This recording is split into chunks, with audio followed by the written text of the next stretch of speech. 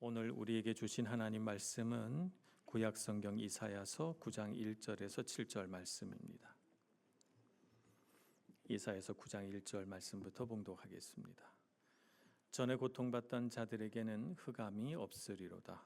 옛적에는 여호와께서 스불론 땅과 납달리 땅이 멸시를 당하게 하셨더니 후에는 해변길과 요단 저쪽의 이방의 갈릴리를 영화롭게 하셨느니라. 흑암에 행하던 백성이 큰 빛을 보고 사망의 그늘진 땅에 거주하던 자에게 빛이 비치도다. 주께서 이 나라를 창성하게 하시며 그 즐거움을 더하게 하셨으므로 추수하는 즐거움과 탈취물을 나눌 때의 즐거움 같이 그들이 주 앞에서 즐거워하오니 이는 그들이 무겁게 맨 멍에와 그들의 어깨의 채찍과 그 압제자의 막대기를 주께서 꺾으시되 미디안의 날과 같이 하셨음이니이다. 어지러이 싸우는 군인들의 신과 피 묻은 겉옷이 불의 섭같이 살라지리니 이는 한 아기가 우리에게 낳고 한 아들을 우리에게 주신 바 되었는데 그의 어깨에는 정사를 메었고 그의 이름은 기묘자라 모사라 전능하신 하나님이라 영존하시는 아버지라 평강의 왕이라 할 것임이라. 그 정사와 평강의 더함이 무궁하며 또 다윗의 왕자와 그의 나라에 군림하여 그 나라를 굳게 세우고 지금 이후로 영원히 정의와 공의로 그것을 보존하실 것이라. 만군의 여호와의 열심히 이를 이루시리라. 아멘. 오늘 본문의 말씀을 읽으면 마음이 기쁘고 소망이 생기죠. 한 생명이 태어나는데 그 생명, 그 아기, 그 아들은 보통 분이 아니십니다. 그분은 어둠을 비추는 빛이시다 이렇게 말씀하면서 그분으로 인하여 이 땅에 하나님의 나라가 세워지고 그 나라가 영원할 것이다 이렇게 말씀해 주시니까 이 말씀을 읽으면 힘이 나고 소망이 생기고 우리 마음이 즐거워집니다. 대림절을 보내면서 주님으로 인한 그런 기쁨과 즐거움이 여러분의 삶에 가득하시길 축복합니다. 오늘 말씀에 보면 하나님은 빛이시다 이렇게 말씀합니다. 빛이 어둠에 비쳤다 이렇게 말씀하셔서 그 하나님께서 보내실 메시아 그분은 바로 어둠에 비추는 빛이시다 이렇게 우리에게 설명을 해줍니다. 어둠은 보통 혼돈이라든지 절망이라든지 두려움을 나타내는 말이죠. 반면에 빛은 소망이나 기쁨, 구원 이런 것들을 나타내는 말입니다. 어둠의 빛이 비친다라고 하는 것은 어둠 가운데 우리 사람의 죄 가운데 하나님이 나타나시고 오셨다라고 하는 것을 말씀하는 것입니다. 창세기 1장에 땅이 공허하고 혼돈하며 흑암 가운데 있을 때 하나님께서 가장 먼저 하신 말씀은 빛이 있으라 하신 것입니다. 땅이 흑암 가운데 있어서 혼돈이 가득할 때 하나님이 그 혼돈 가운데로 오셔서 그곳에 빛을 비추셨다라고 하는 것입니다. 그래서 빛이 비친다는 것은 하나님이 함께 하신다라고 하는 의미를 갖게 됩니다. 빛으로 하나님의 함께 하심을 경험한 백성들은 구원의 기쁨이 가득합니다. 하나님이 함께 하시니 그들의 마음속에 어둠이 사라지고 그들을 어둠이라고 일컬어지는 수많은 두려움과 삶의 멍에로부터 해방시켜 주셨기 때문에 빛이 비친다는 것은 하나님의 함께 하심으로 인하여 하나님의 백성들이 구원을 받는다라고 하는 의미인 것입니다.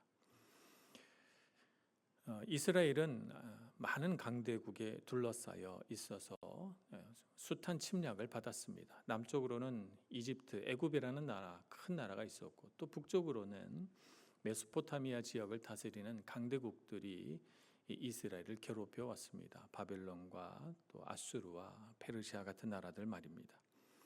이렇게 많은 나라에 의해 침략을 받고 고통과 절망을 경험했던 이스라엘 백성들에게 보낸 하나님의 희망의 메시지, 어둠 가운데 빛이 비치리라, 내가 너희와 함께 하리라 라고 하는 메시지입니다. 이 날을 오늘 성경은 어떤 날이라고 표현했냐 하면 미디안의 날과 같다 이렇게 표현했거든요. 미디안의 날이라는 것은 무엇일까요? 미디안은 사막에 사는 민족입니다. 이 민족은 스스로 경제 활동을 하지 않아요. 그들의 경제 활동 가운데 유일한 것은 남의 재물을 약탈하는 것입니다. 그들은 농사도 짓지 않고 양을 기르지도 않습니다. 그들은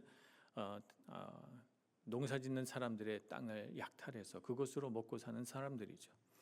그래서 그들은 이스라엘 백성들이 농사를 1년 동안 지어가지고 추수할 때가 되면 추수하기를 기다렸다가 이스라엘 백성들의 마을을 습격해서 그 추수한 물건들을, 그 추수한 곡식과 열매들을 다 탈취해 가는 것입니다.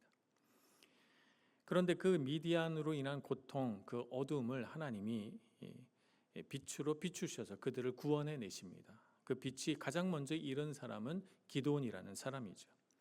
기드온을 통해 무수히 많은 미디안 족속을 물리치는 그 승리의 날을 가리켜서 미디안의 날이다, 이렇게 말하고 있는 것입니다.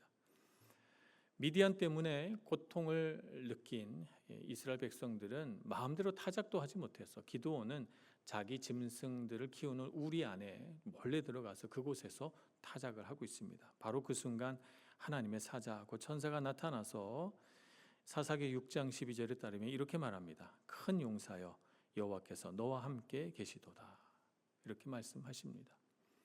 전혀 큰 용사같이 보이지 않는 이 겁에 질린 기드온을 향해서 말입니다. 그가 큰 용사라고 불릴 수 있었던 이유는 이제부터 그는 하나님의 함께하심을 경험하게 될 것이고 그 하나님의 함께하심으로 인하여 그가 큰 용사가 될 것이라는 그런 예언의 말씀인 것입니다.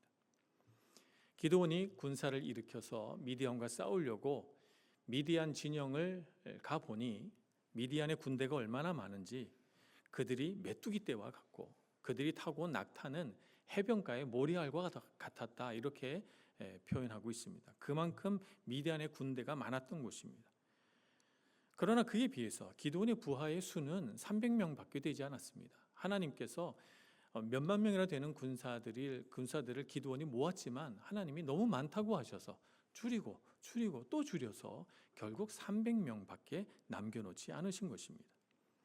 하나님께서 기드온에게 이처럼 적은 수의 병사만을 남기신 이유는 뭘까요? 하나님께서 말씀하시기를 병력이 많으면 미디안을 이긴 후에 우리의 손으로, 우리의 힘으로 그들을 이겼다라고 말할까 염려했기 때문이라고 말씀하십니다.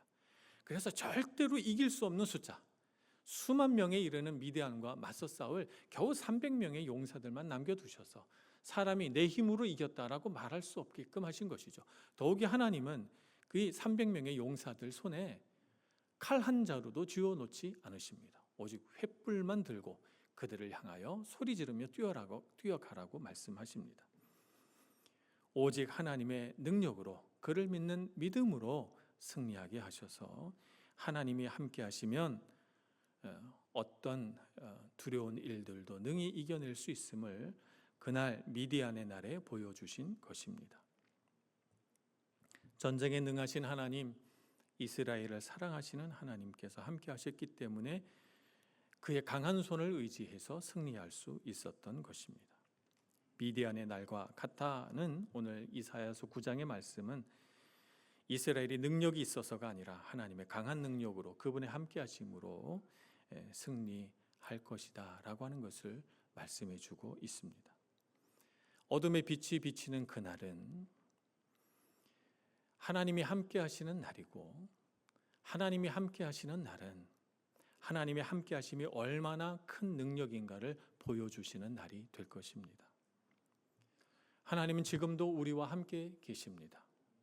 하나님의 함께 하심을 누리고 그것이 얼마나 큰 능력인지를 기도원과 같이 누리시는 여러분 모두가 되시길 축복합니다. 우리를 덮고 있는 어둠이 아무리 짙고 그 어둠의 힘이 강하다 할지라도 그 어둠의 빛이 비치기만 하면, 하나님이 함께 하시기만 하면 우리를 둘러싼 어떤 어둠도 거두어낼 수 있음을 믿고 믿음으로 소망을 가지고 살아가시는 여러분 모두가 되시길 축복합니다. 이렇게 빛이신 하나님이 우리와 함께 하시면 우리에게 어떤 일이 일어나는가? 우리와 함께 하시는 하나님의 은혜를 그 다음엔 설명하고 있습니다. 오늘 한 아기가 우리에게 낳고라고 말씀하셨습니다. 하나님이 함께 하신다, 하나님이 우리와 함께 하신다라고 하는 말을 히브리어로 임마누엘 이렇게 말합니다. 하나님이 우리와 함께 하신다. 그 임마누엘의 이름을 가진 한 아기가 태어납니다. 그런데 그 아기에게는 이름이 있죠. 히브리어에서는, 히브리 어떤 전통에서는 이름이라고 하는 것은 사람을 부를 때 부르는 호칭으로서 뿐만 아니라 그 이름은 그 사람이 어떤 사람이고 그 사람이 앞으로 어떤 일을 할 사람인지를 설명해 주는 그런 역할을 하기도 합니다. 말하자면 이름이라고 하는 것은 그 이름을 가진 사람의 본질, 속성을 나타내는 것이다, 이렇게 말할 수가 있겠죠. 그런데 이 아기는 어떤 사람입니까? 오늘 말씀에 보니까 네 가지 이름을 가지고 이 아기를 설명합니다. 기묘자 모사라고 하는 한 이름, 그리고 전능하신 하나님, 영존하시는 아버지, 평강의 왕이라고 하는 네 가지 이름으로 이 아기가 앞으로 할 일들을 설명하고 있습니다. 기묘자 모사라고 하는 이 말은 우리 한국말이지만 한자말이라서 좀 어렵죠. 영어 번역이 더 이해하기 쉽습니다. 영어 성경에는 기묘자를 원더풀 카운셀러라고 번역하고 있습니다. 우리말로 하자면 놀라운 상담가, 이렇게 번역할 수가 있겠죠. 그는 상담가로서 우리가 하는 말에 귀를 기울이시고 우리의 마음을 이해해 주시고 우리의 마음을 위로해 주시는 분이십니다. 그래서 우리가 씨름하고 있는 문제에 대하여 해답을 주시고 또 그 문제에 대해 우리가 요청하기만 하면 언제든지 오셔서 그 문제를 해결해 주실 수 있는 분이시죠. 그래서 원더풀 카운셀러라고 하는 그 말의 의미는 우리 삶에 해답을 갖고 있으신 분이다, 이런 의미입니다. 그래서 우리 삶의 문제를 풀어주시는 분이라고 하는 의미를 갖고 있습니다. 또 이 아기의 이름을 전능하신 하나님이라고 합니다. 전능하신 하나님이라고 하는 이 이름이 성경에서 쓰여질 때는 전쟁 상황에서 쓰여집니다. 그는 전쟁에 능하신 하나님이라는 뜻입니다. 어떤 권세도 어떤 위협도 자신의 백성을 지키시고자 하는 그분의 능력을 능가할 수 없다는 거예요. 이분은 전쟁에 능하신 하나님이십니다. 그는 강한 분이시고 패배를 모르는 용사이시죠. 그렇기 때문에 전능하신 하나님이라고 불려지는 이 아기는 우리를 보호해 주시고 우리를 지켜주시는 분이시다라고 하는 의미입니다. 세 번째 이름은 영존하시는 아버지이지요. 아버지라는 이름은 관계 안에서 붙여지는 이름입니다. 자녀가 있어야만 아버지가 되기 때문입니다. 자녀와 사랑의 관계를 맺으시고 사랑으로 돌보시는 존재로서의 아버지 되신 하나님을 표현하고 있습니다. 아버지는 어떤 상황에서도 자녀를 향한 사랑을 절대 포기하지 않지요. 그런 것처럼 영존하시는 아버지인 하나님은 또 그 하나님이 육신으로 오신 예수 그리스도는 그 사랑이 변하지 않으신다는 거예요. 영원토록 변하지 않고 우리를 사랑하시는 아버지로 오신다는 것이죠. 그래서 자녀들을 끝까지 사랑하시고 돌보신다는 의미입니다. 마지막으로 평강의 왕이라는 이름으로 이 아기는 불려집니다. 평강을 우리 히브리어로 샬롬이라고 합니다. 샬롬을 만드시는 분이십니다. 샬롬의 직접적인 의미는 전쟁을 그친다라고 하는 의미입니다. 전쟁이 없는 평화로운 상태를 만드는 것이 샬롬이죠. 그러나 전쟁이 없더라도 삶에 부족한 것이 많다면 샬롬의 삶이라고 할 수가 없겠죠. 전쟁은 없지만 너무 가난해서 먹을 것이 없다든지, 전쟁은 없지만 늘 불화하며 산다든지 이렇게 된다면 그것은 샬롬이 아닐 것입니다. 그래서 평강은 부족함이 없는 상태를 의미하기도 합니다. 그렇게 평강의 왕은 전쟁이 없는 상태를 만드시는 분, 전쟁을 그치게 하시는 분 뿐만 아니라 삶을 온전하게 하시는 분이시다라고 하는 의미를 갖습니다. 우리 곁에 오신 하나님, 사람의 모습을 가지고 우리와 같이 이 땅에 태어나신 그분은 바로 이런 분이십니다. 그런 분이 우리에게 찾아오신 것입니다. 우리가 먼저 그분을 찾은 것이 아닙니다. 그분이 우리를 찾으시고 우리 가운데로 오셨습니다. 우리 가운데 찾아오셔서 어둠이 있는 곳에 빛을 비추시고 슬픔이 있는 곳에 기쁨을 주시고 절망이 있는 곳에 소망을, 탄식이 있는 곳에 기쁨의 노래를 주셨습니다. 대림절을 보내며 우리가 무엇을 보고 기뻐할 수 있습니까? 예수 그리스도의 그분 됨을 보고 기뻐할 수 있을 것입니다. 이렇게 귀한 분이 우리에게 찾아오셔서 우리의 어둠을 걷어주시고 우리의 눈물을 닦아주시고 그분의 능력으로 우리와 함께 계시기 때문입니다. 그분을 바라보고 기쁨과 소망을 누리시는 여러분들 되시길 축복합니다. 마지막 세 번째로는 오늘 이사야서 9장에 말씀하셨는데 그 말씀이 신약 시대에 와서 성취되는 것을 보게 됩니다. 오늘 말씀에 보니까 이 어둠의 빛을 비추는 이 말씀이 성취되는 장소가 어딘가 하면 스불론 땅과 납달리 땅입니다. 스불론과 납달리 땅은 어디에 있는가 하면 갈릴리 호수 서쪽과 북쪽입니다. 갈릴리 호수를 중심으로 생각해 본다면 서쪽은 지중해 방향이죠. 지중해 방향으로 펼쳐져 있는 넓은 땅, 이 땅이 바로 스불론과 납달리 땅입니다. 이 땅은 북이스라엘의 북쪽 경계선을 형성하고 있기 때문에 북쪽에는 아람이라고는 나라, 오늘날의 시리아인데요. 이 나라와 계속해서 국경 분쟁이 있었습니다. 끊임없는 싸움이 일어났던 곳이고, 강대국이 메소포타미아에 일어난 강대국이 북이스라엘을 치려고 하면 반드시 이 스불론과 납달리 땅을 지나야만 했습니다. 그렇기 때문에 많은 전쟁이 있었던 것이고, 지금도 이 땅에서 전쟁이 계속되고 있죠. 오랜 전쟁 끝에 짓밟히고 상처를 입은 땅, 사람이 살기를 꺼리는 땅입니다. 건물들은 파괴되었고 재건되지 못한 채 버려져 있는 땅, 죽임당한 사람들이 이름 없이 묻혀져 있는 땅이 바로 스불론과 납달리 땅이죠. 그 땅을 오늘 이사야서 9장 1절에서는 영화롭게 한다라고 말씀합니다. 스불론과 납달리 땅이 멸시를 당하게 하셨더니 후에는 해변길과 요단 저쪽 이방의 갈릴리를 영화롭게 하셨느니라 라고 말씀하고 있기 때문입니다.